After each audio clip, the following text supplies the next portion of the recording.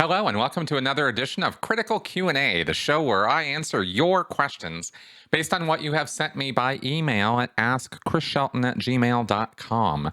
So if you want to ask me a question, please send it to me by that email address. If you send it to me by some other means, text me or drop me a question on Facebook or message me with a question or tweet me a question, there's zero guarantee that it's going to make it in my queue. But if you email me, it will. Also, of course, my Patreon followers can, of course, supporters can message me through Patreon as well. That's completely fine with me. So, hey, everybody. I took off we did not do our Critical Conversations show this week and the podcast. I kind of needed a day.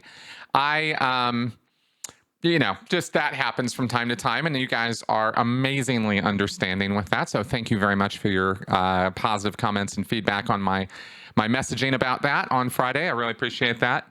I'm going to beef up this show a little bit and talk about some things this week and answering these questions here that we've got. We've got some really good ones, and I just want to say that the recovery process that I have been sort of talking through and documenting in a way, and very informal process here on my channel, and yet that is basically what I've been doing over all these years.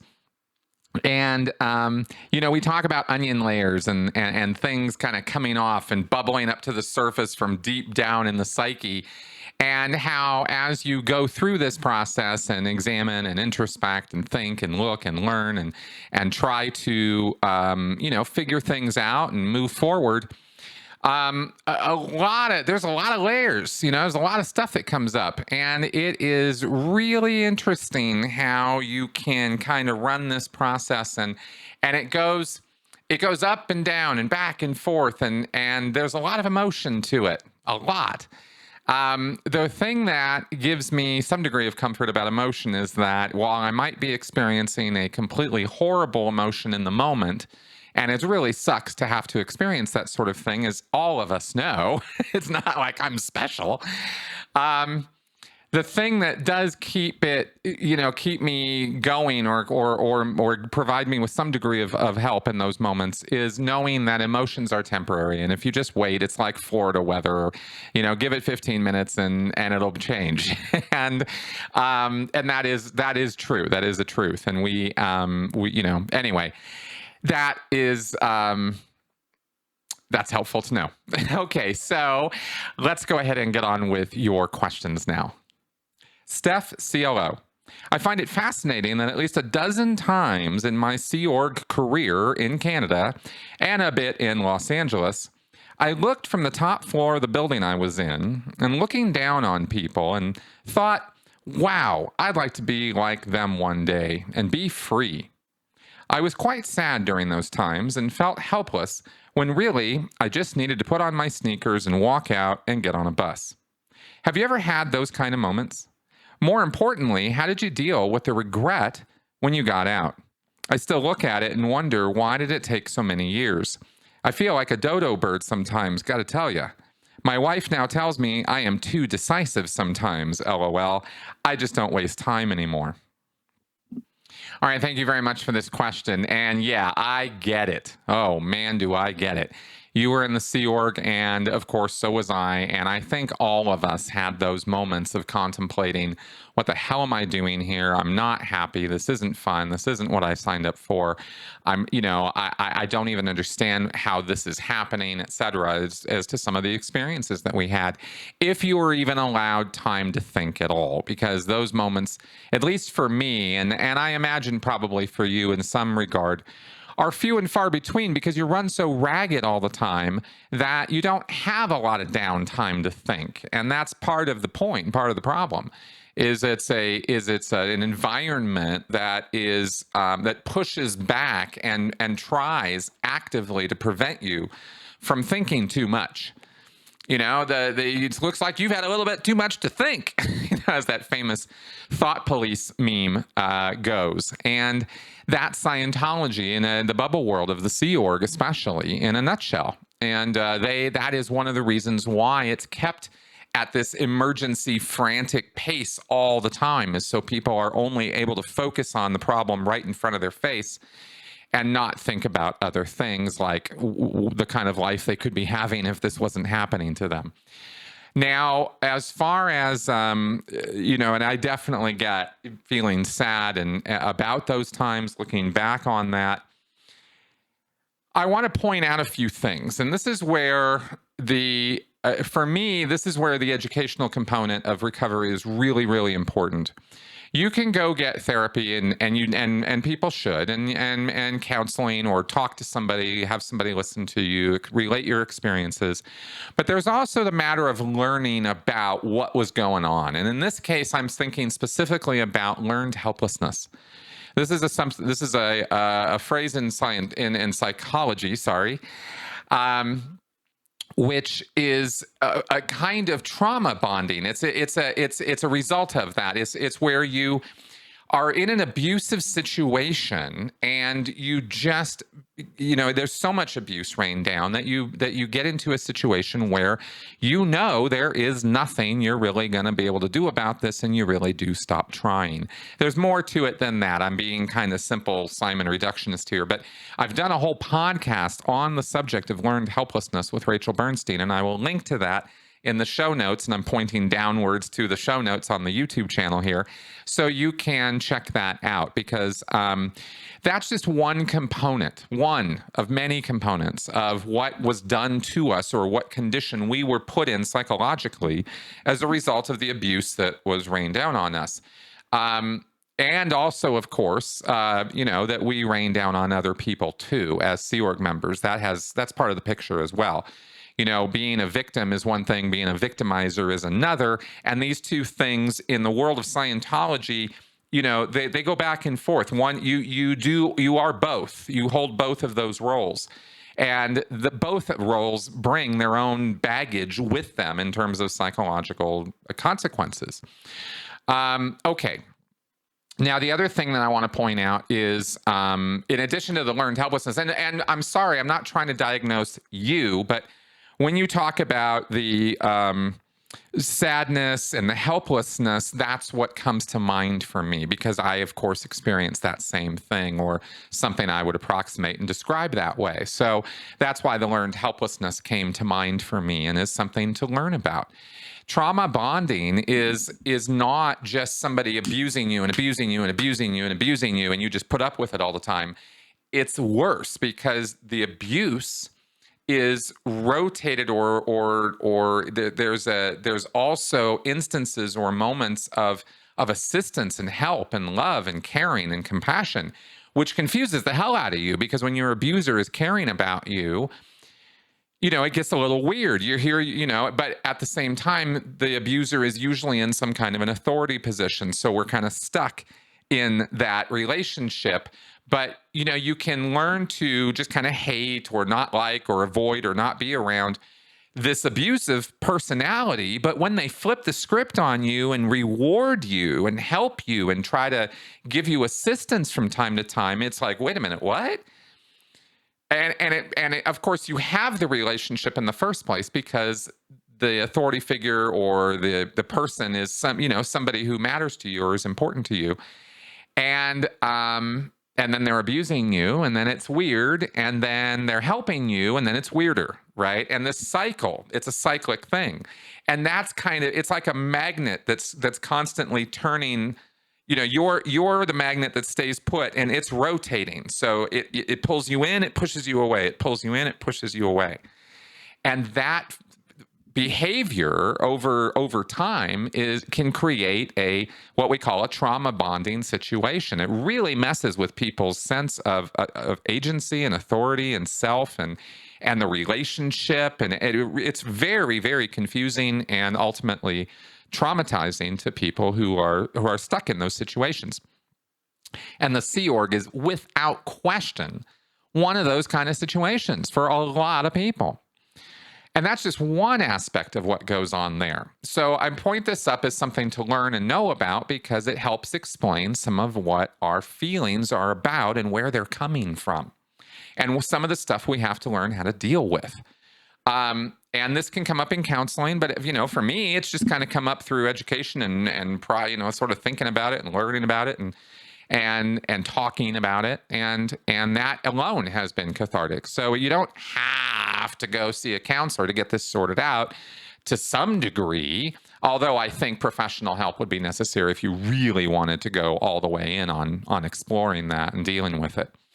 Now, there were some other things here. You asked, have I ever had those kind of moments? Absolutely, I did in the Sea Org. Many, many, many times I had doubts and reservations and problems and wanted to leave and was ready to get up and go. And in fact, a couple times one time when I was a Scientology staff member and another time when I was a Sea Org member, I did up and go.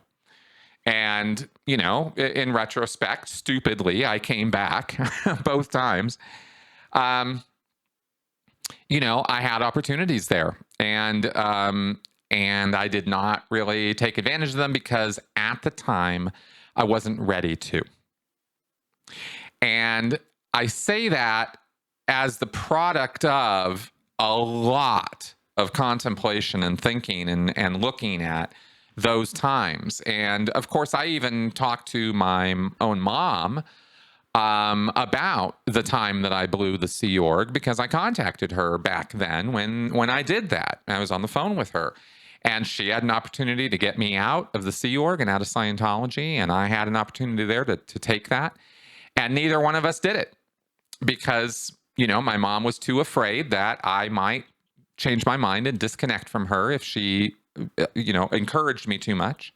She's not a bad person at all, and she's not a stupid person, but she was afraid that she would lose me forever, and it was a valid fear. I just wasn't ready yet. I was married. I still had the wife in the Sea Org. I still loved her. I was very, very, very devoted to that. And I felt an obligation and responsibility to do what I said I would do and keep my word. So that's what drew me back to the Sea Org. But I look back on that now and I very clearly see that those were opportunities that I could have and really should have taken advantage of. But here's how I've come to learn to live with that. And this is the best advice I know how to give on this. Two things. One, hindsight bias. What you know now is not what you knew then. And to hold yourself accountable now for that time and what you did, not knowing all the things you know now, right? To hold yourself responsible for that. I should have known better. I should have done this. How could I have not seen? That's hindsight bias. It's a logical fallacy. It's fallacious, error-ridden thinking. It's not straight, logical, rational thinking. But we do it to ourselves. We run those guilt trips on ourselves all the time. We know something now. I should have known it then. What a fool I was. I'm so stupid. I'm so ignorant. And people can really, really come down on themselves. I'm not even joking. This is really bad. And it's really wrong. It is not right that people do this to themselves. You made the best decisions you knew how to make at the time, using the information and the emotional components and the life experiences that you had up until that moment. Your decision-making process was the best it was going to be. And, the reasons that you did what you did are not just exclusively with you. You were surrounded by other people who were influencing you too. You were influencing them, they were influencing you. There were circumstances. It's not a matter of blame, shame, and regret to you or to them. It's merely a recognition that the circumstances were what they were, and there was no way at all for you to be able to do anything other than what you did. That's why you did it.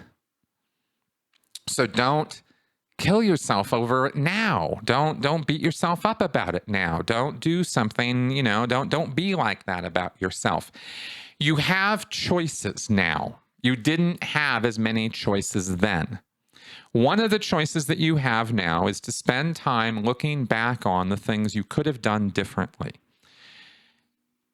It's probably not the most constructive use of your time because and everything I'm saying right now are all the things I have thought through and that I have told myself and talked to myself about to figure my way through this. So I'm talking to you, but this is me talking to me and as well when I'm when I'm figuring this out. So the hindsight bias thing is a thing, okay, and it's not really cool to run that on yourself. The other thing is that we have no ability now and probably ever to go back and change a goddamn thing about what happened to us or about what we did. There is no way to go back and rewrite the past. Period. End of story. It's done. All we can do is move forward. So we need to move forward in the most positive and informed and, rational way that we can, and make each new moment of your life something purposeful and meaningful and important to you, because that is what you can do something about. The future. The present is where you act now to create your future. The past is a done deal. You can't do anything about it. Not in terms of changing it. And you can't go back and rework your decision-making process or anything like that. All you can do is do now better than what you did before. And you're going to find a year from now, 2 years from now, 5 years from now, that you're going to look back on what you're doing now and go, oh my God, why didn't I? How couldn't I? It's a constant process with us. You can learn from your past mistakes, and that kind of review and examination and introspection can be very valuable. I mean, obviously, I do it all the damn time. But regret, beating yourself up about it, no, you don't have to do that. And that is a choice that you have. The little voices in your head might be a little out of control from time to time. So I get that. But how you act, what you do now, you get the point, okay? And this isn't meant to, beat anybody up. It's the exact opposite. I'm trying to, I hope, deliver what is, what should be or should be thought of as, an empowering message here, right? It's is you are in the driver's seat when it comes to your future. Not with everything, obviously, with all the circumstances of your life, but as much as you can be now that you're out of Scientology. So anyway, I hope those thoughts are helpful, and useful advice, because that's really about the best I can give you on that. Steve Wood. A couple of weeks ago, I read on Tony Ortega's Underground Bunker site about Scientology making a huge announcement that 5 people, yes, that's 5, had finally become clear.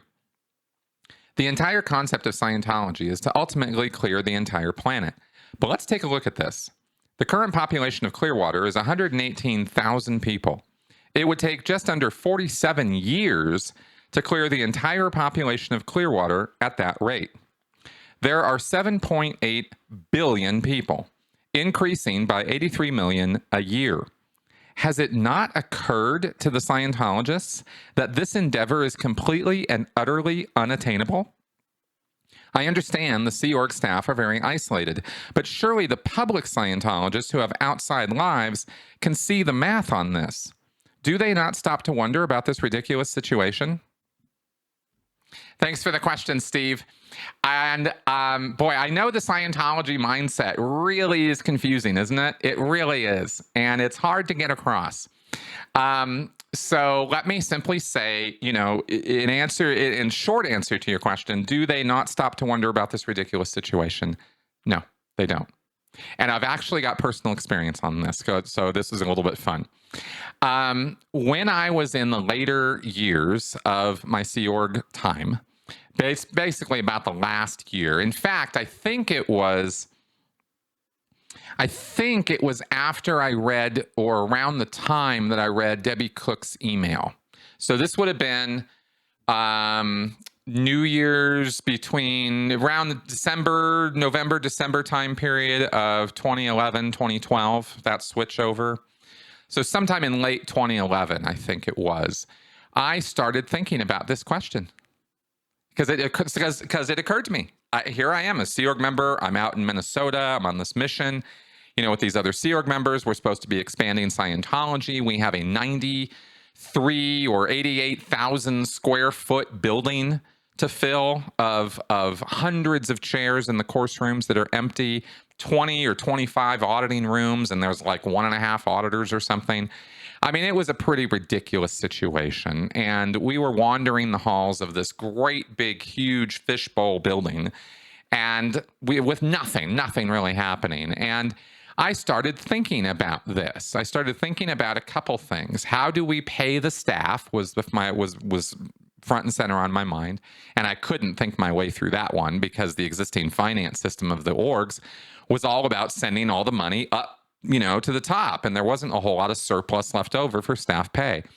So that problem was pretty unsolvable. And then I started thinking about the numbers in terms of clearing this area and what was it going to take and at what pace were we moving at. And the numbers don't lie, and they communicate pretty quickly that this is a pretty ridiculous situation. Here we are bragging about making 5, 10, even in Los Angeles during our peaks, we're making 20, 30 OTs a week, OT level completions at the advanced org in Los Angeles. Let's say Clearwater is doubling that. So we're doing 30, they're doing 60, let's say, a week. I mean, even with numbers like that, it's still, as you have pointed out in your question, thousands of years, before we even approach the current population of this planet being cleared. So what gives with this, right? Well, it started dawning on me that this was, wait a minute, hasn't anybody ever thought about this? And I went around, because you know how I am, and I started asking some Scientologists about it. Public, staff, right? I think it was actually the staff and the other Sea Org members. It wasn't the public. And I said, wow, these numbers, I mean, has anybody ever thought about this? This is how I talked. I said, has anybody ever thought about like there's a lot of people on this planet. There's a lot of people in this city. We're not even remotely hitting any targets that are going to clear this city or this planet this lifetime. I mean, these events that we go to are nice and we're shown all these people doing all these things. But if we don't start getting thousands of people at a shot doing Scientology and finishing services in every organization around the world, if we don't have thousands of completions a week, what are we doing? And Clearwater isn't even remotely close to the numbers that we need to be hitting in order to make even the smallest dent on this population. So I was looking at the problem dead on, just like you are right now, Steve. And so I can tell you that, yes, some Scientologists do think about this, because I did. As a hardcore Sea Org member, I did. And the responses I got from every single person I approached and talked to about this? It's not a big deal. We're handling it. We're doing it. Don't worry about it. No, I don't think about that. No, we're just going to do it. No, it's happening. What are you talking about? Those were the responses I got to my questions. And I didn't press the issue because, I'm in a snitch culture environment and I didn't want to get in more trouble, right? So the last thing I was going to do was go make waves. Now, I didn't huddle and whisper these conversations, but I wasn't being like, hey, oh my God, this is a failed mission. There's no way we're going to clear the planet. This is a pipe dream. I wasn't running around like that either.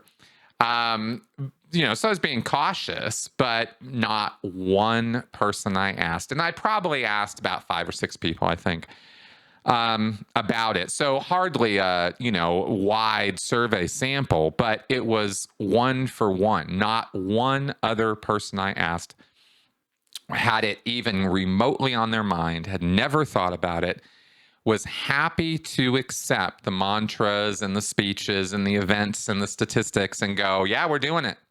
It's right around the corner. We're almost there. We're just about to make it. We're going to hit that make-break point where it's going to mushroom. Here's the view. It's like blowing up a balloon. You know, you're blowing on it and you're blowing on it, and then boom, and then suddenly it goes, right? It goes big. You know, that struggle moment, right? It's like that. Scientologists all think we're right at that moment where it's about to just boom and take off. Well, I was telling myself those exact words for 27 years. It never took off. So it was really only at the bitter end that I even begun to start asking those questions. And I was already in a disaffected state of mind towards the organization. And that's the only thing that really allowed me to be at all skeptical about the subject, because my extremism had retreated, had reduced a bit. So that's basically my best answer to the question based on my own personal experience is they don't think about it at all. And as far as, my commentary about why, my conjecture in terms of, my psychology knowledge and critical thinking knowledge is that they can't let themselves think about it.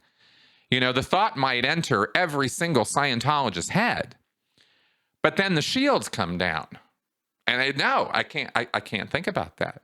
That's negativity. That's N theta. That's bad. I shouldn't be thinking that way. And so they stop themselves. They police it because they realize that they're heading down a negative road. And this is what I mean when I'm talking about how when you are in a hardcore extremist belief mindset where you must accept this thing as true or else, well, you can't let yourself think critically about the subject. You just can't. Because those kind of questions will lead to more questions, and then the dam breaks, and then you're having an identity crisis and problems and issues, and your group doesn't like you anymore, and there's threats, and there's a lot of issues. Lots and lots and lots of reasons to be very motivated to not go there. You're happier, everybody else is happier with you. Don't rock the boat. Don't make waves. Right? That's the default position for a lot of people already. They don't want to make waves. They don't want to rock the boat. They don't want to ask too many questions. They don't want to make trouble. And then you add the cult influence on top of that. I'm just talking about in life on any subject. That's how they are. And then you add all the cultic influence on top of that. Right? Even the strongest personality is going to wither under deep, heavy cultic influence. But your regular Joe person, stand a chance, right? They're just not going to think about it. And it's easy to not think about stuff if you're not a thinking, skeptical, critical thinking kind of person. And this is why we have to teach it. Because it's not native to us. It's not natural for us to think critically or skeptically. So that's my answer to that, and I hope it brings some, shines a little bit of light on that situation for you, Steve. Bill Stamas. I've heard you, as well as others, speak about the consequences, quote unquote, for people who are not properly prepared to see the OT3 material. Leah said something about them getting sick and dying, and I believe you used the term freewheeling. Do you think Scientologists are doubling down on this since the material is becoming more and more available through the internet? Okay, thank you for this question on freewheeling, OT3, and the Scientology headspace in regards to this. So the OT3 narrative, or the materials of OT Section 3, have been available on the internet and confirmed by Scientology lawyers as accurate trademarked material that they've taken to court and have tried to squelch and suppress and remove from libraries and stuff like that. And unsuccessfully, right? Information kind of does have this thing about wanting to be free. And people are pretty curious. So this material is out there. You can see the whole thing. It is posted all over the internet. And that's the problem, because Hubbard says that this will cause problems, right? Even death. And to be specific about it, and I'm reading from the actual OT3 material here.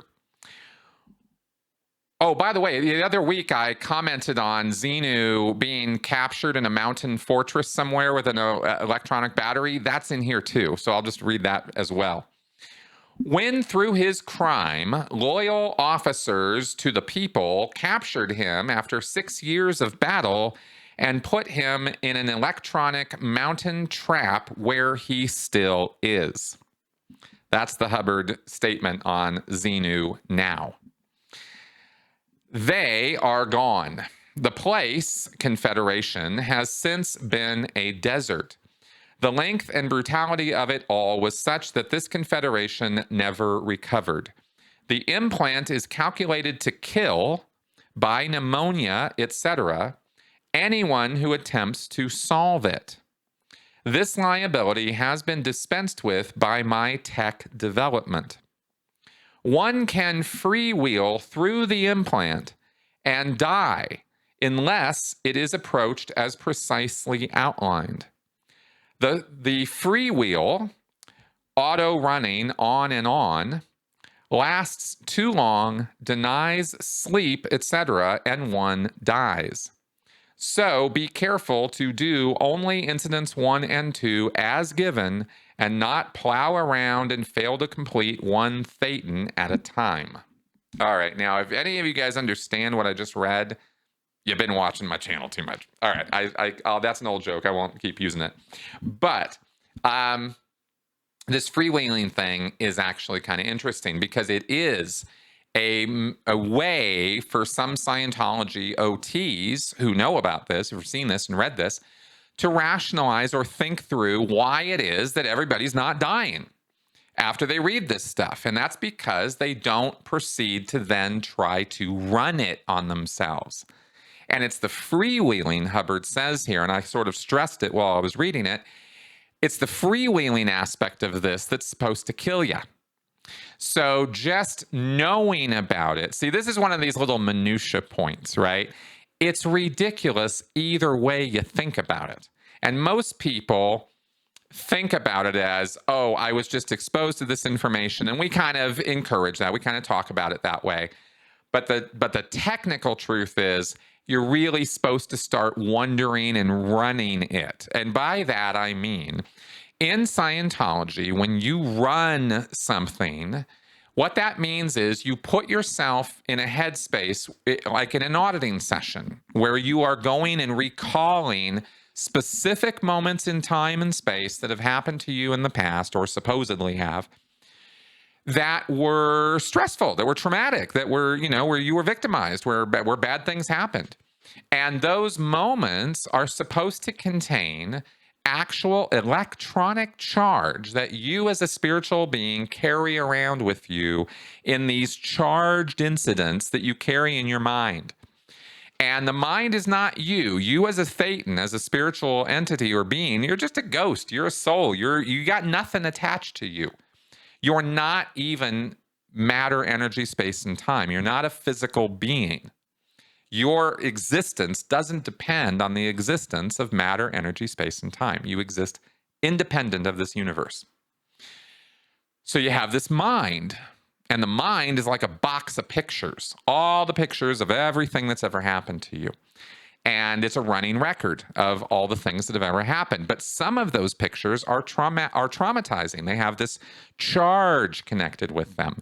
And when you remember them or recall them, or the physical universe now approximates that time back then, that charge comes leaping out and hitting you in the head and makes you do things and say things and think things that are not rational. And this is Hubbard's theory as to why we're all nuts and why there's war and criminality and insanity. And if we could just resolve this charge, then everything would be great. So I'm explaining all of this because what I'm trying to explain is that if you simply read the OT3 material You're not necessarily pulling up all that charge. Some of it, but not all of it. But if you sit down with an e-meter, let's say, or not, and you start thinking about it, and you start trying to run it the way Scientologists run auditing processes, where they go through the incident, they relive it, they try to re-experience it or remember the key parts of it, kind of run through the incident, right? Step 1, step 2, step 3, step 4. Step 1, step 2, step 3, step 4, over and over and over. This is how Dianetics works mostly. Scientology is sort of recall this and then go an earlier time and an earlier time and an earlier time, rather than going over and over and over the same incident over and over again. But the theory is the same. And the charge is what you're supposed to be handling. But if you just pull up an incident and you don't have an auditor there and you don't have an e-meter there, then the Hubbard's statement is you are freewheeling. You're doing it yourself and it's just running. And because of the nature of the implant and the incident with OT3 specifically, Hubbard says that it will auto, you can go down this auto run and it'll just run you. And suddenly, you open this flood door, this gate of charge, and it's just overwhelming you and you can't stop it. And your body withers and ends up getting sick and maybe pneumonia, et cetera, as he says, pneumonia, et cetera.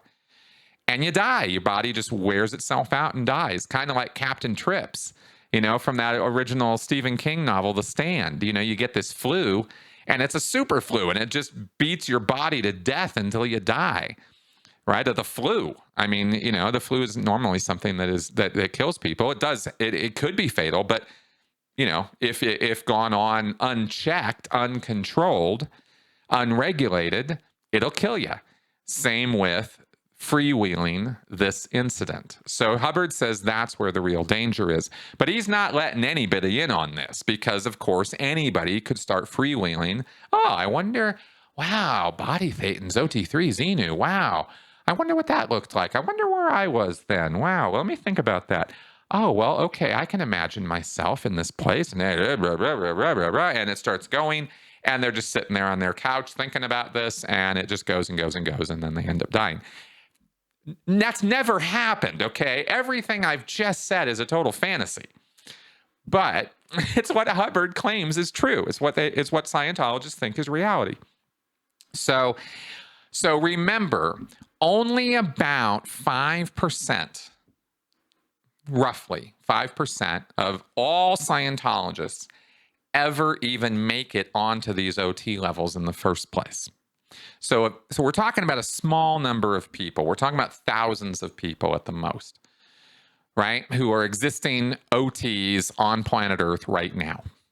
And that this would even apply to because of the exposure to it, right? So anyway, as far as thinking, sorry, not the exposure, but as far as who would be concerned about this problem of how come people aren't dying when they read the OT materials, very small number of people in the world of Scientology are wondering about this, okay? That's what I'm trying to say, because most Scientologists don't know anything about OT3, and they're not even supposed to know that it potentially could kill you if you start, freewheeling it. So that's confidential information. What I read to you is the confidential stuff. No lower level Scientologist has any clue about any of this. So they're not wondering why it is that people read OT3 and don't die. If they happen to, but let's go ahead and think, well, they happen to know that you're supposed to die or get sick or something bad is supposed to happen, and you're a lower level Scientologist, well, why aren't they not dying? The answer you would come up with would be, oh, well, that's not the real OT3 then. That's not the real stuff. The stuff on the internet is squirrel Scientology is what they call it, right? It's altered, it's changed, it's modified, it's not the original thing. It might not even have anything to do with the original thing. It's just a bunch of anti-Scientologists posting crap in order to make Scientology look bad. That's what the lower level Scientologists tell themselves about the OT material on the internet. For at least that's what I've heard when I was in Scientology. So Anyway, long answer. Hope that that gives you some clarification on this, and I hope that that answered everything you wanted to know. Kara, I was wondering how you think the proposed UK ban on gay conversion therapy would affect Scientology. As so many have pointed out, we know they are wildly homophobic, but manage to hide the fact they feel they can audit it out and generally wriggle out of the bad PR. Do you think it's likely they will be taken to court over it, and how do you feel they will handle it? Okay, thanks for this question. And no, I don't really think anybody's going to take Scientology to court over this. Scientology, and the reason why is because Scientology does not promote auditing or any part of auditing as gay conversion therapy, or that it's going to audit the gay away. That's not a PR line they use. They don't sell it that way. They don't talk about it that way. What they do is they talk about auditing, handling the charge, like I talked about earlier, right? They explain that whole little process of, look, you come to us with aberrations. Now, aberrations in Scientology is a specialized word. Hubbard said it comes from optics, the word aberration, but it really means the departure from a straight line. You know, and what Hubbard's trying to say with this is your aberrations are the things you're carrying around with you, the way you think, the way you rationalize things. You don't think in straight lines. You think in all these crazy ways. You want to go from A to B, but you end up going to C and then D and then F and then 9 and then XY before you get over to B, if you ever make it to B at all. This is how Scientologists think about people, and they call them aberrated. Aberrations come from, right, the stress and trauma of the accumulated past traumatic experiences that you've had as a spiritual being. So, what's the nature of the charge you carry around with you? Well, that's individual to you. Everybody's different. Everybody's had their own experiences. Everybody's got their own charge. But how we address that charge is through auditing. And the process is standardized from one person to the next to the next. Individual context-specific matters might be taken up with each specific individual, but the process of auditing is the same for each person. Do you see the defense forming here that I'm describing? Because if you have this as the explanation of what auditing is, and frankly, what I'm describing right now is a valid explanation of auditing as it is delivered and done in Scientology, then they have a way of sort of outflanking or outmaneuvering the charges that they are engaged in gay conversion therapy, because they will tell you that is not what we are doing. What we're doing is we are applying an exact series of processes to achieve an end that doesn't have anything to do with sexuality. It has to do with releasing all that charge, freeing the person up, not having all those stress and trauma in their past. And they use different words for this. I keep using these two words, stress and trauma, because it's really the only English equivalents to engrams, locks, secondaries, false purposes, evil intentions, and all the other nonsense that they are thinking that they're handling when you are doing auditing. They have their own language for this stuff. I just use stress and trauma to make it easy to talk about it. But that's the theory of it, okay? And this is the defense that they would use if they were charged with or somebody was coming after them for that. Now, that all being said, yes, they do engage in gay conversion therapy with auditing, and yes, it's wrong. And a case could be made if you could get the PC folders, because there's probably going to be notes and there's probably going to be directions in the PC folders of the person who's receiving the auditing that the person's gay, that they need to have it handled, it's an aberration, and we're going to do these processes, and it will address that. They just won't fess up to that in public, you see, but it is in the folders, and they do it. They'll use expanded Dianetics. They'll use false purpose rundown. They'll use standard Dianetics. They have different approaches to how to deal specifically with homosexuality. There are not instructions from L. Ron Hubbard on exactly what process to use, though. Hubbard talked about it in more general terms and gave the case supervisors and the auditors quite a bit of latitude as to how they would approach each individual in dealing with this. But they, as I've gone over in the past, they believe that homosexuality or any sexual deviancy, as they call it, would come from or spring from your trauma, your stress, and from the past, distant past, and in fact, not just stress and trauma, but actual evil intentions that you have towards your body, your species, the race as a whole, that you would be engaged in this kind of activity, or in fact, that you would be compelled to engage in this kind of activity, because that's how they think about it. You're homosexual or bisexual or sexually deviant, quote unquote, only because you are compelled to be by this charge that you're carrying around in your mind. Okay. So that's how they think about it, and that's how that would work. So I, for one, would love to see a suit like that brought against Scientology, but I am pretty sure, given their legal shenanigans and the way they do things, that that would not be a case that would succeed. R.R. Smith. I've been wondering why the Church of Scientology would not let staff live in their org buildings. They are enormous and the staff would save money. Would it be out exchange? Well, funny you should ask this, because I actually did live in the Santa Barbara Church of Scientology for about a year when I was a staff member there, because I didn't have any place else to go. I was broke. And I think it was after I had broken up with a girlfriend, and we had been living together, and I didn't have anywhere else to go. And so we ended up going there.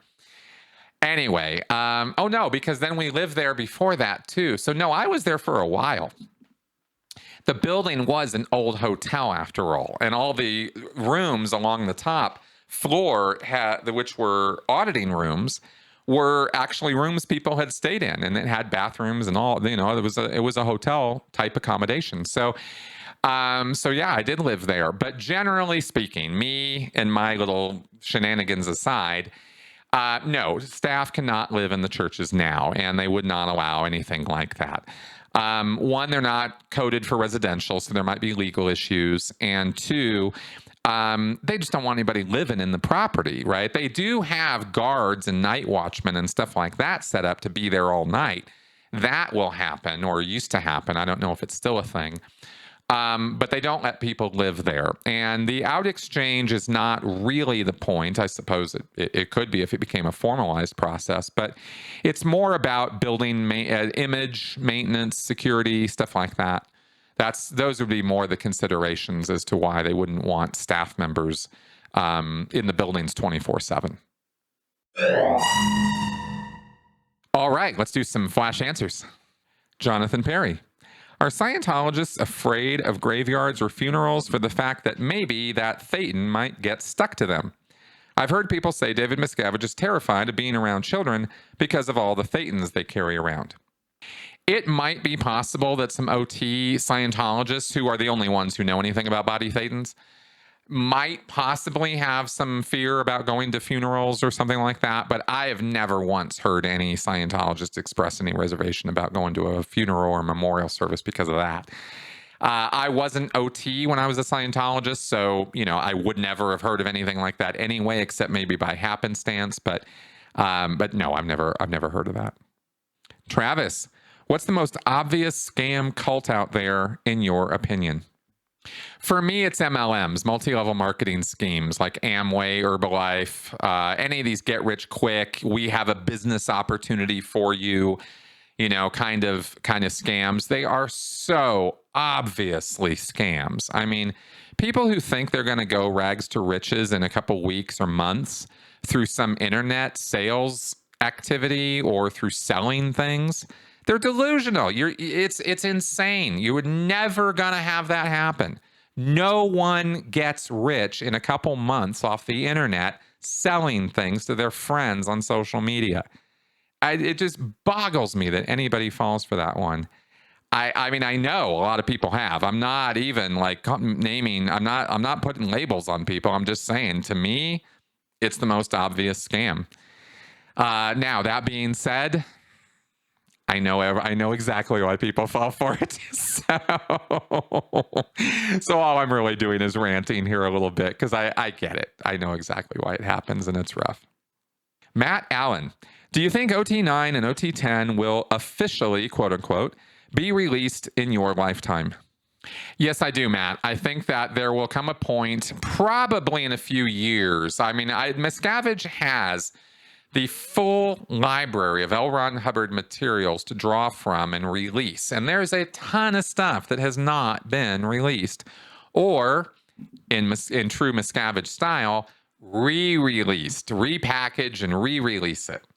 Because he loves doing that. And there's a ton of stuff that is going to come back out after he's gone through it and vetted it and pulled all the Hubbard crap out that he doesn't like. Because that's what Miscavige is doing right now. He's been doing it for decades, is rewriting Scientology in his own image. So OT9 and 10, yeah, that can come any moment that he wants it to. But that's the ultimate carrot for the existing OTs, and he can hold them in line and, control them using that. So he's not going to give it up very easily. All right, that is our show for this week, guys. Thank you very much for coming around and listening to me babble on here. I very much appreciate your viewership and your support, not just financial, but all around. When I have a hard time and I let you guys know that I'm having a hard time, one for one, you guys come through for me. Let me know it's okay. Let me know that, taking some time off or dealing with that is perfectly normal, perfectly acceptable, and you have my back. And I don't know that I can express to you guys how much that means to me. So I'm ending the show by saying thank you a lot. It really helps. So with that, let's go ahead and wrap up the show this week. Go ahead and send me any questions you have at my AskChrisShelton@gmail.com email. And if you do want to support the show, please use the Patreon link or the PayPal links in the show notes. They work and it would be very much appreciated. All right, guys, see you next week. Bye-bye.